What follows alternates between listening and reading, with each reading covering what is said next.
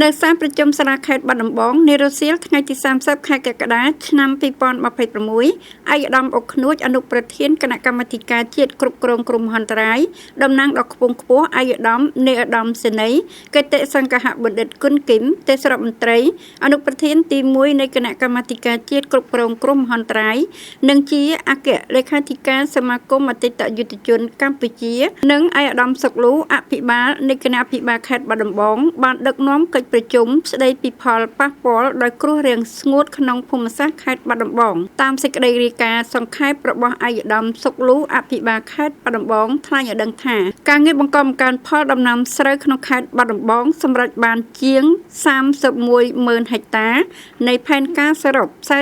45,600 ហិកតាជារួមការងារបង្កបង្កើនផលនៅក្នុងខេត្តបាត់ដំបងអនុវត្តទៅតាមផែនការប៉ុន្តែភូមិសាស្ត្របាត់ដំបងទទួលរងឥទ្ធិពលមួយផ្នែកដោយការភ្លៀងធ្លាក់មិនទៀងទាត់មានការខ្វះខាតទឹកនៅតំបន់មួយចំនួនបណ្ដាលឲ្យមានផលប៉ះពាល់លើដំណាំកសិកម្មជាពិសេសដំណាំស្រូវរដូវវស្សារងផលប៉ះពាល់ចំនួន8ស្រុកក្នុងនោះមានស្រុកគំរៀងបណ្ណន់ថ្មគោលឯកភ្នំសង្កែមោងឫស្សីកោះក្រឡនិងស្រុករុក្ខគិរីបានធ្វើឲ្យផ្ទៃដីរងផលប៉ះពាល់ដោយគ្រោះរាំងស្ងួតសរុបប្រមាណ 135,793 ហិកតាបានអន្តរាគមន៍ទឹកជួយសង្គ្រោះស្រូវបានចំនួន 75,927 ហិកតាហើយរហូតមកដល់ពេលនេះនឹងកំពុងសង្គ្រោះបន្ថែមទៀតក្រោមការណែនាំជាប្រចាំពីគណៈកម្មាធិការជាតិគ្រប់គ្រងគ្រោះមហន្តរាយរដ្ឋបាលខេត្តបាត់ដំបងបានដឹកនាំមន្ត្រីជំនាញ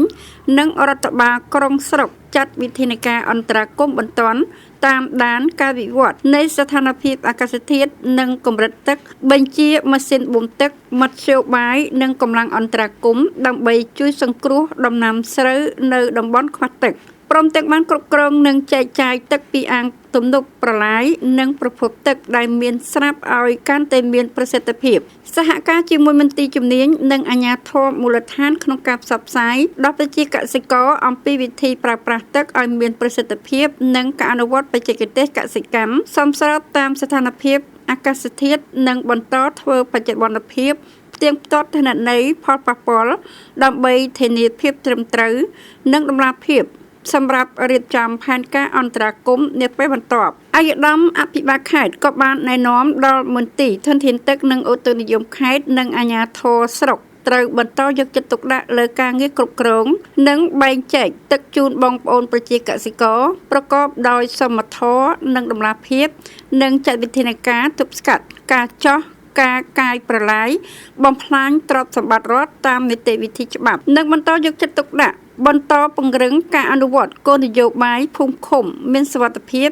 ឲ្យបានជាប់ជាប្រចាំដើម្បីមូលដ្ឋានមានសុវត្ថិភាពប្រជាពលរដ្ឋរស់នៅប្រកបដោយភាពកក់ក្ដៅឯកឧត្តមអុក ឃ្នួចអនុប្រធានគណៈកម្មាធិការជាតិគ្រប់គ្រងគ្រោះមហន្តរាយបានមានប្រសាសន៍ថាក្នុងនាមគណៈកម្មាធិការជាតិគ្រប់គ្រងគ្រោះមហន្តរាយសូមថ្លែងអំណរគុណនិងវាតម្លៃខ្ពស់ចំពោះរដ្ឋបាលខេត្តមន្ទីរជំនាញនិងអាជ្ញាធរមូលដ្ឋានដែលបានយកចិត្តទុកដាក់សម្របសម្រួលក្នុងការចែកចាយទឹកជូនប្រជាកសិករ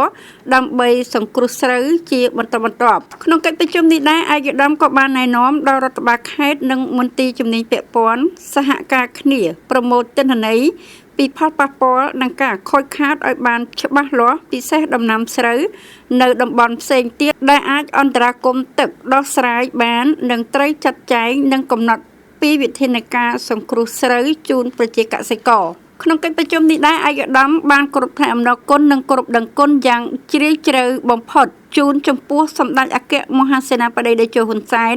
ប្រធានព្រឹទ្ធសភានិងជាប្រធានក្រុមឧត្តមប្រឹក្សាផ្ទាល់ព្រះមហាក្សត្រនៃព្រះរាជាណាចក្រកម្ពុជានិងសម្ដេចគតិព្រះបណ្ឌិតបូរនីហ៊ុនសែនប្រធានកាកបាទក្រហមកម្ពុជា